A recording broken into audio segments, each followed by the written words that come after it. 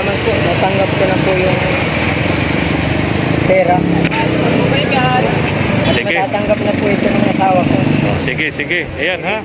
Tapos bigas, groceries, ano? Bigas po. Tapos Okay. grocery. Nasa tabi ka lang ng irrigation.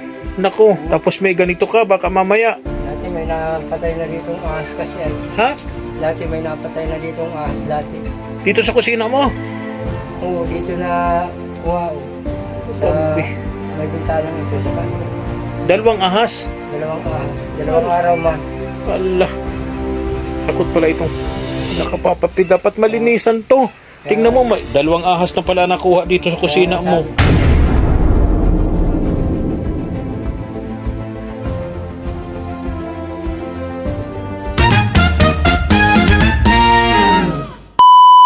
Subscribe to my channel. Good afternoon, isang mapagpalang hapon sa ating lahat, mga katuwang. Dito natin aabangan si Papa P, mga katuwang. May surprise tayo sa kanya, paprank natin si Papa P. Dito sa lugar na to, dito natin nakilala yan si Papa P. Diyan sa puno na yan, yan yung puno na yan, na malilim yan. Diyan lagi nakatambay noon si Papa P. At diyan madalas inaabot ng gabi sa loob ng padyak. Diyan nakapark yung padyak niya, diyan sa natutulog. Tapos nakilala natin siya, in-invite natin na makasama sa ating pagbablog. At binibigyan po natin ng allowance daily 200 to 300 pesos araw-araw. Yun si Papa P, mga katuwang.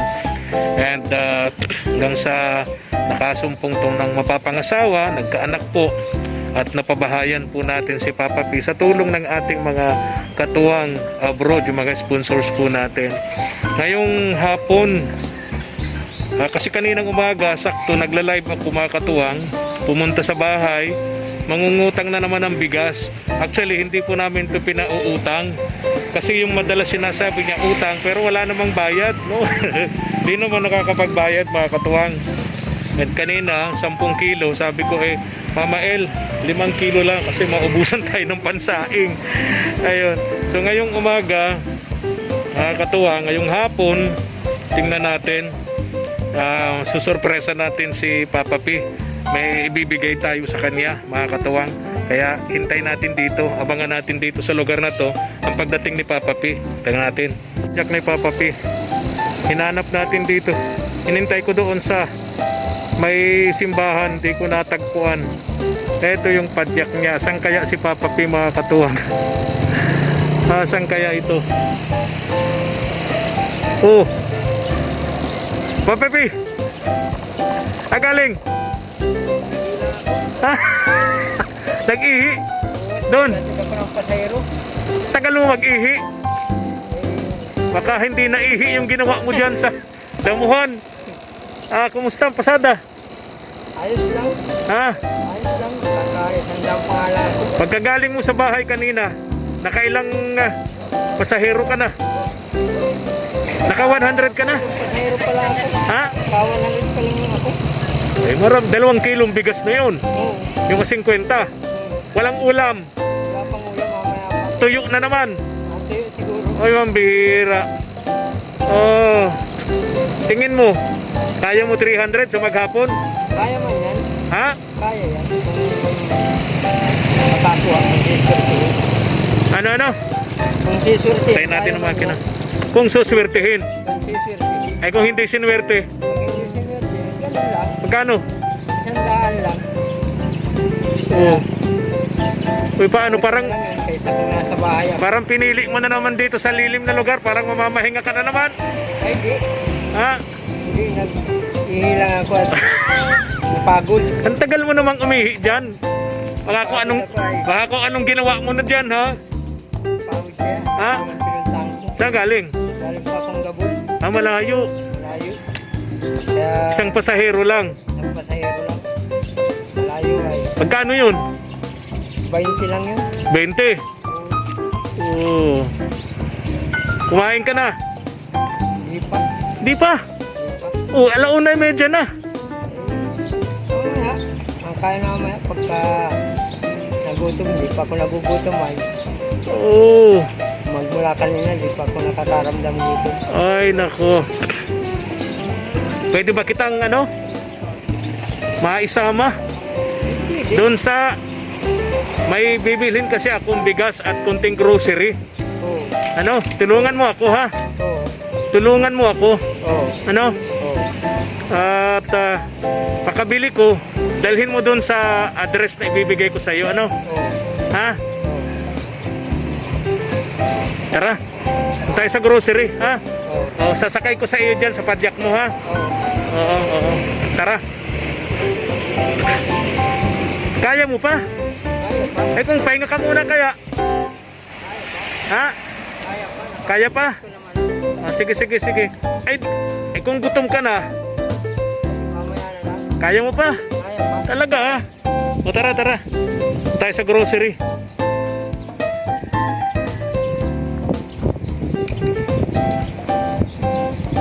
Dito tayo sa grocery.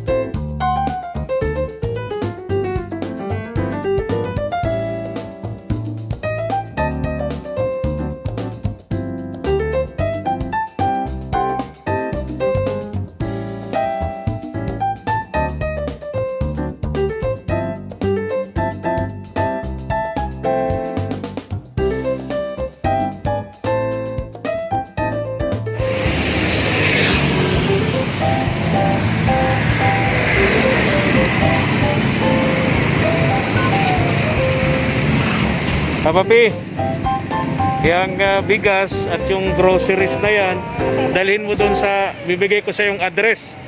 Ha? Oo. Barangay Santa Elena, Talisay. Alam mo yun? Alam ko yun. Taga doon ako. Taga doon ka? Oo. Alam mo yun, ha? Alam ko yun. Oo. Bibigay ko sa yung pangalan. Anong pangalan ng kuya? Nung dadalhan mo niyan, Dadalan niyo ito. pangalan ay Lida. Ay, asawa ko yun. Ha? Asawa ko yun. Dalhin mo yan kay Lida. Ha? Oo. Baka kung kanino mo yan dalhin. Ha? Hindi. Baka kung saan mo yan dalhin, ha? Alam mo kung saan mo dadalhin? Alam ko na. Barangay. Barangay Santa Elena, Talisay. Oh, kanino? Kay Lida. Kay Lida. Ayan. Tapos, makibigay din kay Lida. Ito, magkano to?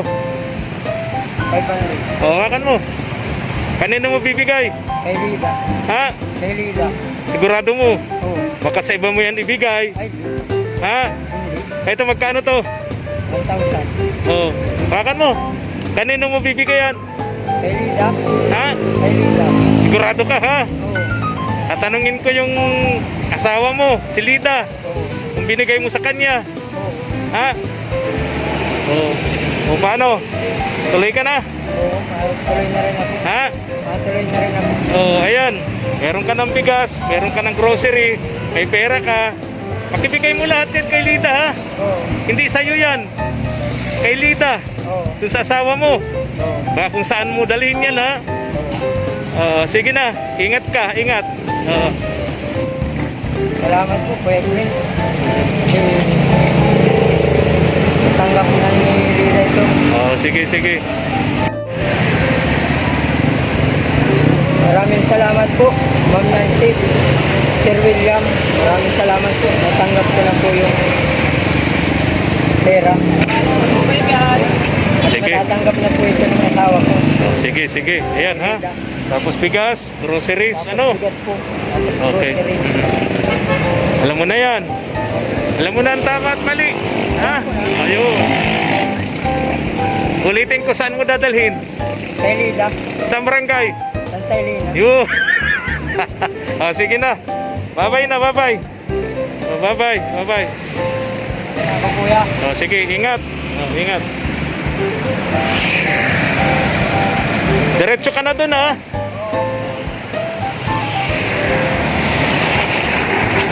Tuwa na si Papa P, mga katuwang. May bigas na siya, groceries at cash. Ayan, mega love shout out kay Ma'am Nancy at Sir William of USA. Isa na namang pamilya ang napasaya po natin. Napasaya po ninyo, Ma'am Nancy at Sir William. Tara, sundan natin si Papa P. Sundan po natin. Kaya mo? Kaya. Sige.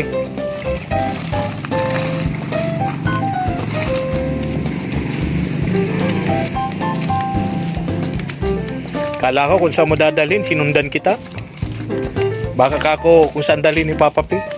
Kaya sinundan kita. Ba't ang dami ng lata dito? Ang dami ng kung ano-ano nakalagay dito sa balkon ni Papa P. Parang hindi na ito balkon, Papa P. Tapos yung lutuan mo nandito. Di ba may gasog ka naman? Ba't may lutuan ka dito sa may pintuan? Ayun na yung pag... nauubusan ako ng tangki. Naubusan ka? Ginagamit ko yung pag nauubusan ng tangki. Bakit sa may pintuan nakalagay? Hindi magandang tingnan. Tapos yung Nilipat ko nga yun. lutuan nasa lamesa nakalagay. Parang Ano kasi ano lang, natutuluan doon. Tapat hindi doon. magandang Pag tingnan. naulan, natulo na kasi doon kuya. Ayun, pangit tingnan. Huwag mo yung damit mo. Parang kang lutuan nandito sa may tarangkahan. Hindi magandang tingnan. Papa P, ang kalat ng bahay mo. Pwede bang pumasok? Pili kuya. Oo. Ganito, Papa P. Hindi ko gusto itong loob ng bahay mo ngayon. Ang daming kalat. Ano to? Parang bodega na ng ukay-ukay itong kusina mo. Oo. Ang bihira. Hala. Anong nangyari dito sa kusina mo, Papa P? Hindi na ito kusina. Parang bodega na to ng ano to. Hala. Ang bihira.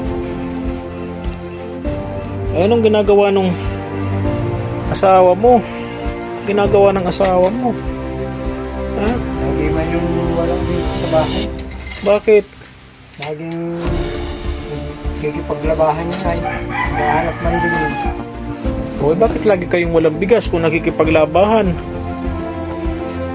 Minsan kasi, minsan nakakakuha, minsan wala. Ito man, minsan nauwi man. Walang dala. Pag umalis, uuwi, walang dala. Walang nakuhang lalabahan. O ngayon, nasaan siya ngayon? Nasa bayan ko, naghahanap ko ng lalabahan. Bili ka ng ulam niyo. O, saan yung mga groceries mo? Saan mo nilagay? Ito, Ha?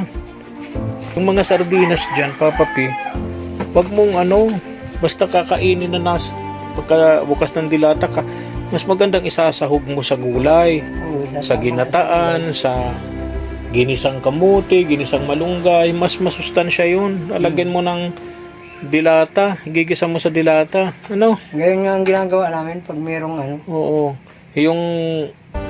Yung gatas dun sa anak mo. Ha? Yung kape sa yung mag-asawa. Yung gatas doon sa anak mo. Ha? Para pag pupunta ng school, may gatas naman, ano? Yung bata. Okay.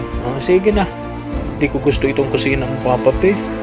Yung nangyari dito sa kusina mo, gulat ako bakit ganito na ito. Para ng bodega ng ukay-ukay. Pambihira. O ano to? O may ano pa Ang nito? bahay niyan, kuya. Ha? Plano ko sana dito. Oo. Pabubugso ko sana ito dito pag nagkaroon akong pera. Saan? Dito sa likod. Para magkaroon ka ng sariling tubig. Sariling tubig. Dito sa likod. Oo, dyan. Lalagay mo dyan. Papa, ano ko dyan. Para magkaroon ka ng sarili mong tubigan. Halimbawa man may bugso, papupluringan ko dyan. Dyan naman ako. Oo, pwede rin. Papunta din. Pwede. Lilinisin ko. Ito na yung mga manok mo. Yan yung mga manok. Oo. Asan yung isa? Di ba tatlo na yan? Nandun yung isa. Sa harap. Tanda. Okay. Nandun yung isa. Ang dami. Ay, naku. Paano ito? Ang dami. Parang bodega ng talaga papapinang. Baka ito, alam mo, baka tirahan ito ng ahas. Baka tirahan ito ng ahas kasi nasa tabi ka lang ng irrigation. Naku, tapos may ganito ka, baka mamaya. Dati may napatay na ditong ahas kasi ay. Ha?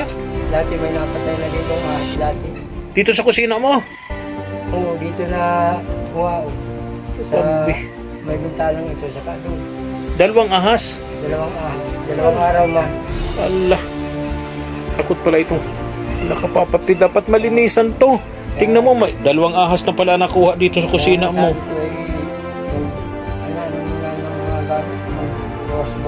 Tama. O, hindi na nga ginagamit. Yung mga taong may alam siya nangangailangan. Pamigay na yan. Hindi naman ginagamit. Mga damit. Yung asawa kasi nito mga katuwang, mahilig manghingi ng mga damit. Puro damit. Aalis pagbalik, maraming dalang damit. Tapos hindi naman ginagamit. Diba? Sabihan mo, Papa P, para walang ganito mga kalat. Para na bodega ng ukay-ukay itong kusina ninyo. Kaya yung kusina andito na sa tarangkahan.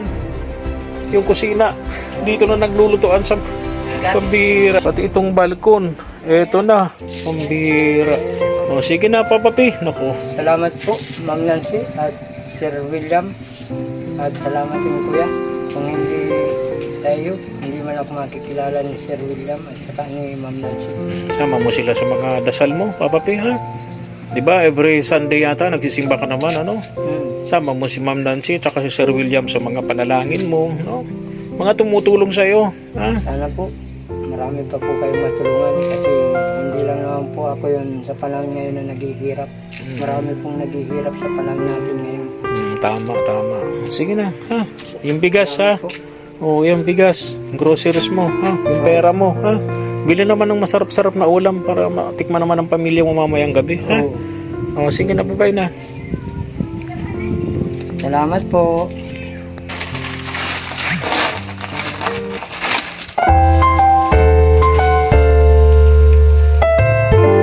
Thank you for watching.